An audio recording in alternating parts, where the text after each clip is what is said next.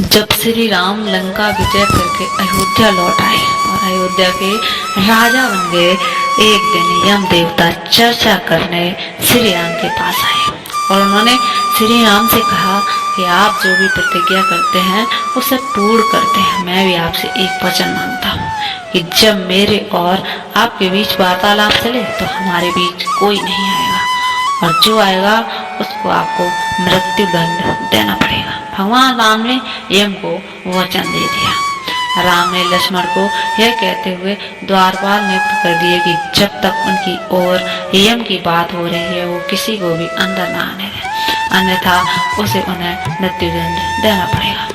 लक्ष्मण भाई की आज्ञा मानकर द्वारपाल बनकर खड़े हो गए। लक्ष्मण को द्वारपाल बने कुछ समय बीता कि वहां पर ऋषि दुर्वासा का आगमन हुआ। जब दुर्वासा ने लक्ष्मण से आप अपने आगमन के बारे में राम को जानकारी देने के लिए कहा तो लक्ष्मण ने विनम्रता के साथ मना कर दिया। उस पर दुर्वासा क्रोधित हो गए तथा उन्होंने संपूर्ण अयोध्या को शाप देने को बात कही। लक्ष्मण समझ गए कि ये एक विकट स्थिति है जिसमें या तो उन्हें राम आज्ञा का उल्लंघन करना होगा या फिर संपूर्ण नगर को ऋषि के श्राप से अग्नि में झोंकना होगा। लक्ष्मण ने शीघ्र ही यह निश्चय किया कि उनको स्वयं को बलिदान देना होगा ताकि वो नगरवासियों को ऋषि के श्राप से बचा सके। उन्होंने भीतर जाकर ऋषि दुर्वासा के आगमन की सूचना दी थी।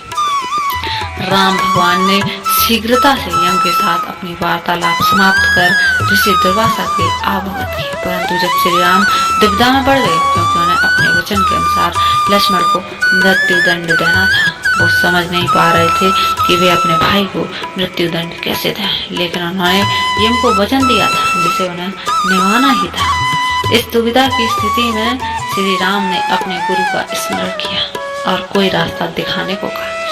गुरुदेव ने कहा कि आपने किसी प्रिय का त्याग उनकी मृत्यु के समान ही है, अतः तुम अपने वचन का पालन करने के लिए लक्ष्मण का त्याग कर दो। लेकिन जैसे ही लक्ष्मण ने यह सुना तो उन्होंने राम से कहा कि आप भूल कर भी मेरा त्याग नहीं करना। आपसे दूर रहने तो यह अच्छा है कि मैं आपके वचन का पालन करते हुए मृत्यु को गले लगा लूं। ऐसा कहकर लक्ष्मण ने जल समाधि ले ली।